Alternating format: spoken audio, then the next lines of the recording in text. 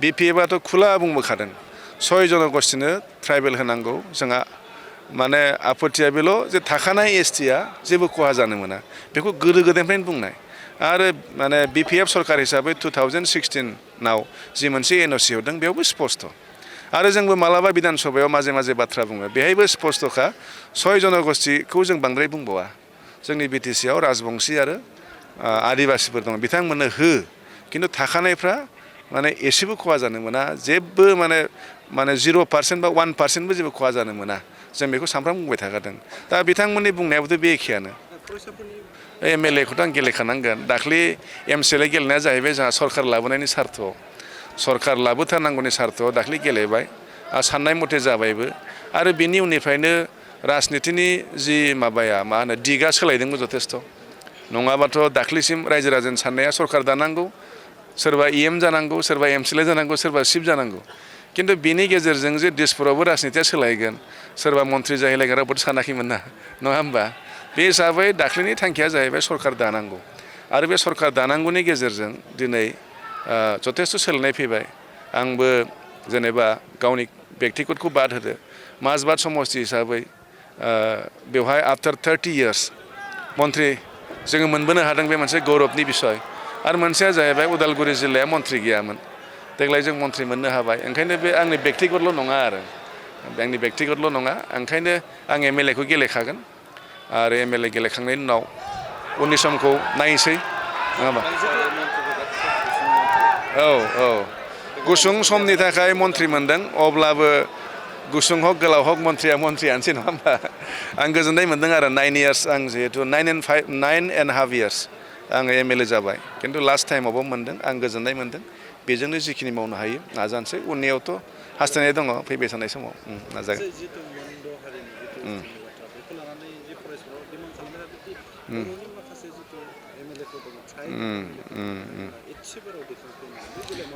नङा बिथांमोना बबेखौ मा रोखोमनि बुंदों आं बुंनो हाला बयनिबो साननायाथ' स्पष्ट BPFआथ' खुला बुंबोखादों 6 जनगोष्ठीनो ट्राइबेल होनांगौ जोंहा माने आपत्तिया बेल' जे थाखानाय एसटिया जेबो खहा जानो मोना बेखौ गोदो गोदायनिफ्रायनो बुंनाय आरो माने BPF सरकार हिसाबै 2016 जि मोनसे एनअसि होदों बेयावबो स्पष्ट आरो जोंबो मालाबा बिधान सभायाव माजे माजे बाथ्रा बुङो बेहायबो स्पष्टखा 6 जनगोष्ठीखौ जों बांद्राय बुंबावा जोंनि बिटिसिआव राजबंशी आरो आदिबासिफोर दङ बिथांमोननो हो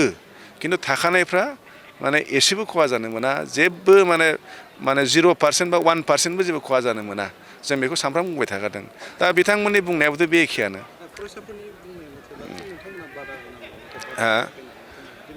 बादा होनाय लेभेलसिमथ' सफैयाखैना दाख्लि जिहेतु बेखौ जास्ट एसेमब्लियाव लेल'सो खालामदों ले खालामनायनि उनावहाय बिनि सायाव डिसकासन जागोन बा बेहायनो बेबायदिनो अनेक थांगोन रायलायहैगोन दा जोंनि बिटिसि सरकारथ' दाबो रायलायाखैनो आरो बेयाव रोखा रोखा लिरनाय दङ बिटिसिनि एनअसि नङाब्ला बा 6 सिडुलनि एनअसि नङाब्ला बेखौ खालामनो हाया दा बे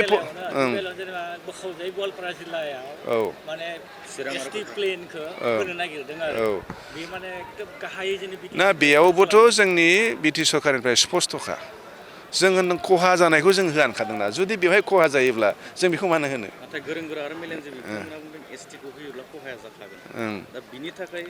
सरकारा मानो एनअसिखौ होनानै बिथांमोना दासिमबोथ' एनअसि होआखैना एनअसिया बै समाव मा रोखोमनि बेयावथ' फुरा लिरखादों खहा जानो मोना होननानै अब्लाथ' बेखौ सानलायफिननाय जागोन ना खहा जायोब्लाथ' बिनि सायाव डिसकासन जागोन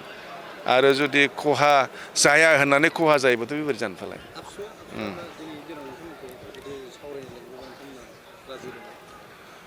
आरो सावरायनायनि सायावथ' जा पार्टिया डिसिसन लागोन बेखौ आं बांद्राय बुंद्रायनो हाला किन्तु दाख्लि नोंथांमोना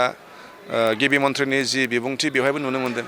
गिबि मन्थ्रिनि बिबुंथियाव गिबि मन्थ्रिया बारे बारे बुंदों सिसिटुआ होन आबसु होन बिथांमोनजों खमावबो 15-20 बार रायलायदों होनदों 15-20 बार रायलायनायाव जेखौ रायलायदों बेखौनो बेवहाय प्रतिवेदनाव होदों अबे माया उल्था जाखो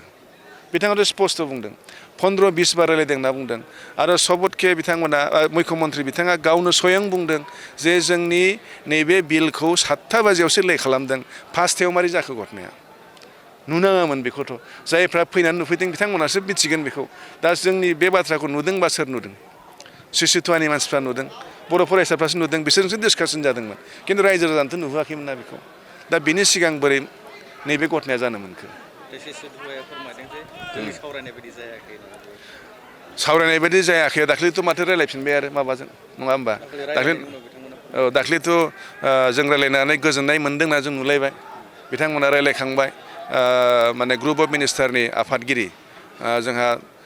ट्राइबेल एफेयार्स मिनिस्टार रनज पेगु बिथांजों रायलायनानै बिथांमोनाथ' माने सेटिसफेक्सन जानायखौनो खोन्थाफैदों दा बे आरो से दान सम लानाय होननानै निउसाव बुंदों जेनेबा जिहेतु लेल'सो खालामदों दाबो डिसकासनानो जायाखै निस्सय सम मोनगोन रायलायलायगोन निस्सय जोंनि बिटि सरकारखौबो लेंहरगोन